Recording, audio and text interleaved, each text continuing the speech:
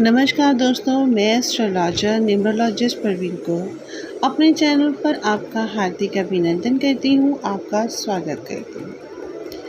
देखिए दोस्तों, पितृपक्ष आरंभ होने वाला है और पितृपक्ष की वजह से कईयों के जीवन में बहुत उतार चढ़ाव होता है, लेकिन हमें यही नहीं पता होता कि पितृपक्ष की वजह से जीवन में परेशानी आ रही है या हमें किसी ऋण की वजह से, हमारे कोई पूर्व जन्म का कोई ऋण है जिसकी वजह से हम परेशान हो रहे हैं, किसी ग्रह की वजह से हमारे जीवन में परेशानी आ रही है। क्योंकि पूर्व जन्म के जो ऋण होते हैं, दोष और शापों के में जो पितृ दोष होता है उनमें वो प्रमुख होता है। ये उपाय या प्रायश्चित किए बिना कभी भी जीवन से दूर नहीं होता। अगर इसका उपाय ना किया जाए तो यह या तो 3 पीढ़ी तक या 7 पीढ़ी तक परेशान करता है। कई बार पितृपक्ष का पता ही नहीं चल पाता क्योंकि सभी व्यक्तियों की जन्म कुंडली नहीं होती। तो ऐसे में कैसे पता करेंगे कि आपके जीवन पर पितृपक्ष का प्रभाव है या किसी ग्रह की वजह से आपके जीवन में परेशानी आ रही है या जीवन में किसी और पूर्व जन्म का कोई ऋण है? तो चलिए मैं आज आपको बताती हूँ कि पहले आपको ये पता होना चाहिए कि पितृपक्ष के लक्षण क्या होते हैं। देखिए, घर के सभी सदस्यों की पढ़ाई, जीविका, शादी, संतान में समस्या, बाधा आना या विवाह के बाद समस्या होना, आर्थिक दोष हो तो शादी या संतान होती ही नहीं है। कई बार तो देखा यहाँ तक गया है कि घर में रोग, मुकदमा, जुए, शराब आदि का धन का अधिक खर्च होना, बरकत न रहना या धन का अभाव होना या धन कहाँ खर्च हो जाता है पता ही नहीं चलता। पर्याप्त धन होने पर भी घर में सुख शांति स्नेह न होना, सदस्यों का बिगड़ जाना, यह सभी पितृपक्ष के लक्षण हैं। और कई बार तो घर के कम से कम एक सदस्य की अजीब, अटपटे, डरावने सपने आना या सपनों में मृतक व्यक्तियों का दिखना या पूर्वजों सांपों का बार बार दिखाई पड़ना, मृत्यु के स्वप्न दिखना, ये भी पितृपक्ष के लक्षण हैं। अमावस्या, गंदगी, कबाड़, पुरानी अनुपयोगी चीज़ें, छिपकली, मकड़ी, चींटी, दीमक, सीलन, काई, कीचड़, पानी टपकना, छतें, फर्श का खराब होना, घर के या आसपास पीपल या जंगली झाड़ों का उग जाना, घर का कोई भाग, खासकर पिछला भाग टूटा हुआ या खराब हो सकता है, ये भी पितृपक्ष के लक्षण हैं। अगर आपके जीवन में इस तरह के कोई प्रभाव दिखाई दे रहा है तो कहीं ना कहीं आप पितृपक्ष से परेशान हैं। अब मैं आपको बताऊंगी इसका निवारण कैसे किया जाता है। देखिए, अगर आपकी जीवन कुंडली में या कहीं आपकी जीवन में ऐसे प्रभाव दिखाई देते हैं तो आपको उसका उपाय करना चाहिए। इसके उपाय के लिए आप क्या करेंगे? डेली ओम ग्राम ग्रीन ग्रो सा गुरुवे नमे मंत्र की कम से कम 1 माला का जाप, वो भी हल्दी की माला पर आपको उसका जाप करना है। उत्तर या ईशान मुख करके उगते हुए सूर्य को आर्घ्य दें और जल बहकर अपने पैरों में ना आए, इस बात का विशेष कर ध्यान। क्योंकि कई बार जब हम सूर्य को आर्घ्य देते हैं तो हम इस तरह से देते हैं कि जल वो हमारे पैरों में आ जाता है, जो कि सही नहीं माना जाता। तो इस बात का ध्यान रखें कि वो जल आपके पैरों में ना आए और पैरों पर जल का छींटा भी नहीं आना चाहिए।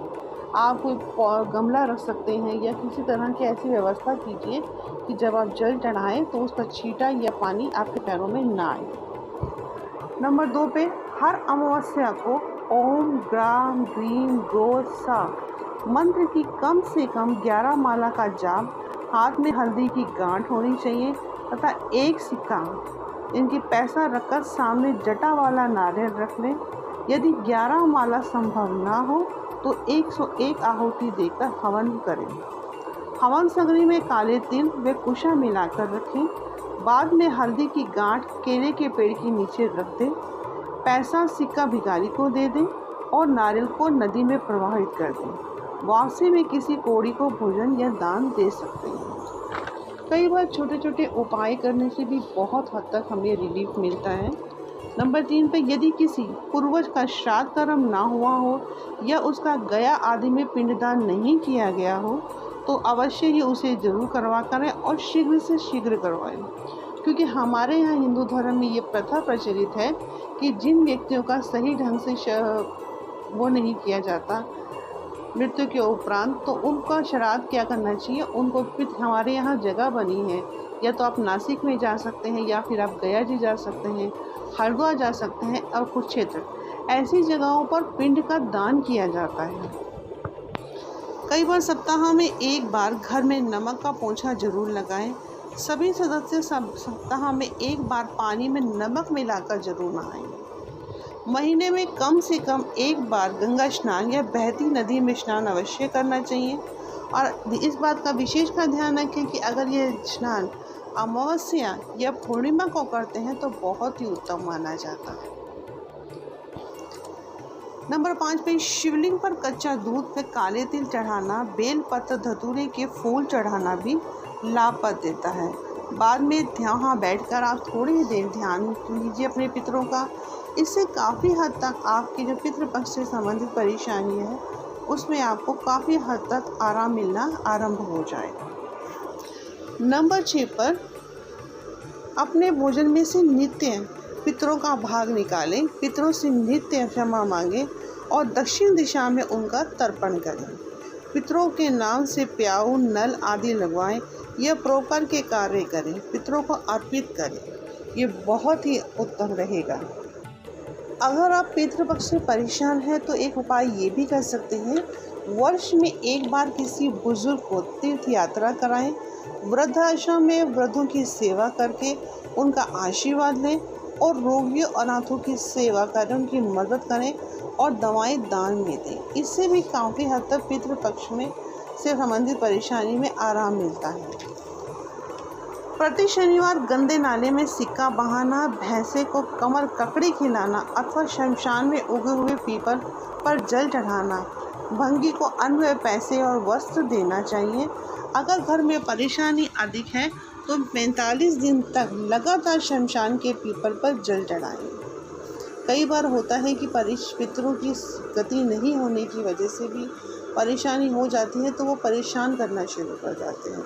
और कई बार सिचुएशन ऐसी होती है कि आप नहीं जा पाते हैं काम, तो हम एक छोटा सा नियम कर लें तो काफ़ी हद तक हमें आराम मिलना शुरू हो जाता है। ऐसे में आप भक्तों के जूते साफ कर सकते हैं, मंदिर की साफ सफाई करें।